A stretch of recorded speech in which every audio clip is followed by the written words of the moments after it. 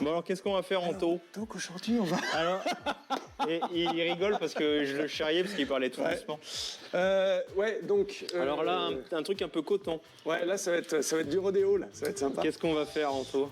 L'objectif de tout ce qu'on va faire là maintenant, ça va être de pouvoir recouper ce poteau. Donc comme ça, je vais pouvoir t'expliquer un peu plus clairement.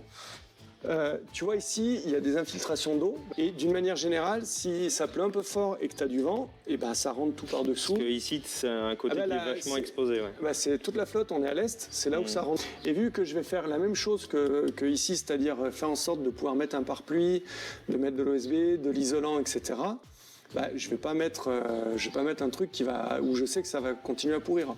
Donc l'objectif, ça va être de mettre en décharge mon poteau, de le couper, tu vois, à peu près à cette hauteur-là, de faire un petit muret. Donc en fait, en gros, l'idée, ça va être de soulager un petit peu, soulever légèrement, de mettre, après tu couper, donc déjà quand on sera là, ça sera... Hein, on aura... On va non mais ça va aller vite. Hein. Et ensuite, c'est de fixer la platine et de couler par-dessous la platine, vibrer et le reprendre... Ouais.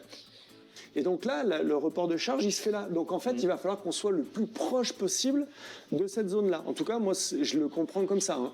Et la charge est ramenée au poteau. La charge, elle est ramenée au poteau. Si tu fous un entrée, ici, un étai, par exemple, ici, pour soutenir, t'as tout faux. Parce que en fait, ta charge, elle va porter ici, mais ton entrée, elle n'est pas du tout prévue pour travailler comme ça. Exactement. On attaque ça. Comme ça, pendant 3 semaines, on n'y touche pas. Moi, ça me laissera le temps de faire l'isolation et de me reposer un peu. Parce que je pense que là, j'en ai besoin après.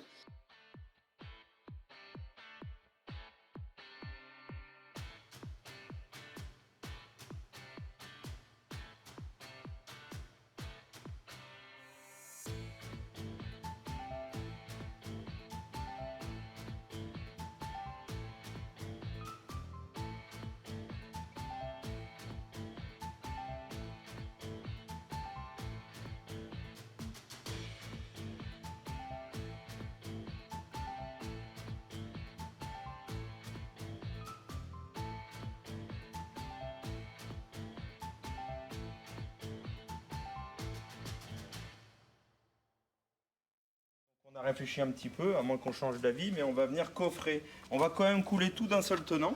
Ouais, on va faire des reprises, bien sûr. Donc là, on va venir percer, mettre des ferrailles directement dedans. Donc, t'as du scellement chimique?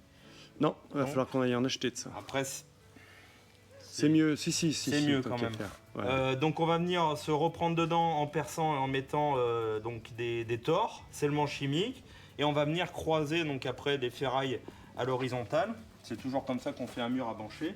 Et ici, on va venir coffrer et on va pas mettre les agglos dessous parce que ça va être beaucoup plus compliqué de venir couler, vibrer et reprendre le plot par-dessous. Parce que là, une fois qu'on aura coupé, ce qu'on a oublié de dire, c'est qu'on va venir mettre une platine dessous.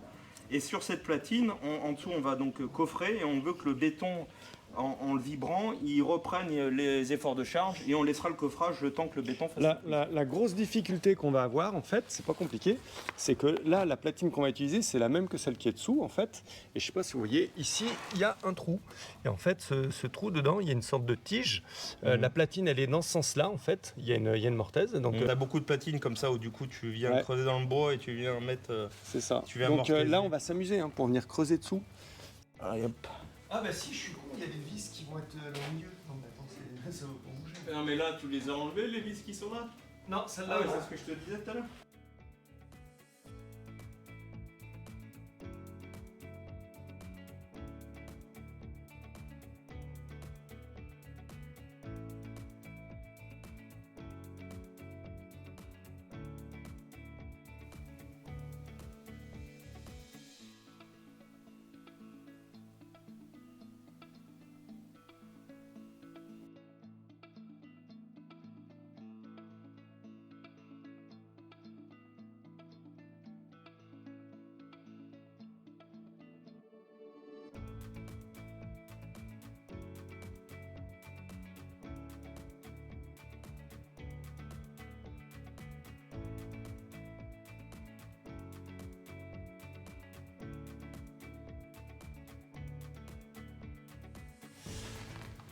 Ce que je te disais, c'est que moi, à mon avis, au niveau étaiement, ce qu'on a intérêt à faire, c'est fixer là-haut un bassin un peu comme ça, et on met de chaque côté un étai, un dehors et un juste sur la solive qui est dessous pour se reprendre. À la méthode d'ouverture de maçonnerie, quoi. Pareil. Et puis dehors, et pareil, un bout de bois, une semelle de répartition, enfin pour stabiliser. Et puis on en cale un ici sur la hauteur.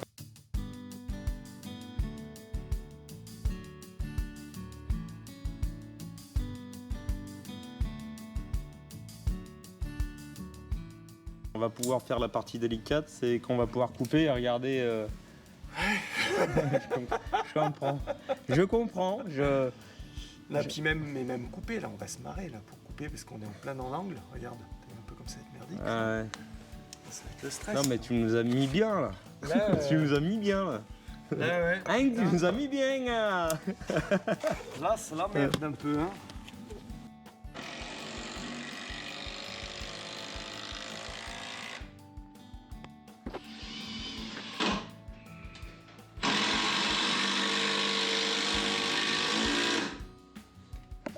Et là, on a renforcé, enfin il a renforcé au niveau de l'entrée et du poteau parce que forcément, vu qu'on va décoller la charpente, ça va pas travailler dans le même sens. Et du coup, ça serait la cheville qui lèverait l'ensemble du poteau. Donc tu te doutes bien que c'est pas terrible, on risque de fracasser la cheville. Donc pour ce faire, il a renforcé en mettant de chaque côté un chevron vissé. Pour voilà. Relier l'entrée et le poteau entre eux.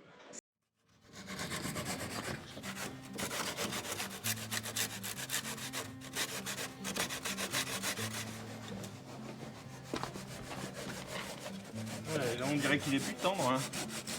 Mais qu'est-ce que tu fais là, Seb? Tu coupes le poteau? Ah merde, faut pas. Ah, Mais c'est pas celui-là. Oh putain, je suis désolé. Mais c'est pas celui-là. Oh putain, merde. M'en fous, je coupe sa maison, j'ai rien à foutre. Voilà, tu l'auras bien cherché. Tiens, on va tout prendre dans la gueule. Le mec il scie la branche sur laquelle il est assis, non mais sans déconner. Comme il disait, change pas de main, je sens que ça vient. Je lui donne le coup de grâce. Il reste pas grand chose.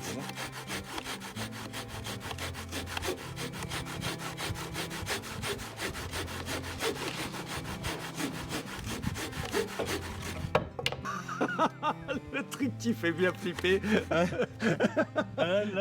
y est, il est tranché, chef. Tu la vois la lame? Ouais. C'est bon. T'es passé à travers là? Ah ouais? Fini, patron. Voilà. Ah voilà. Ouais, Là c'est fini. Là, nickel. Tu vois comme il est revenu? Ouais. Bon, et ben, allez,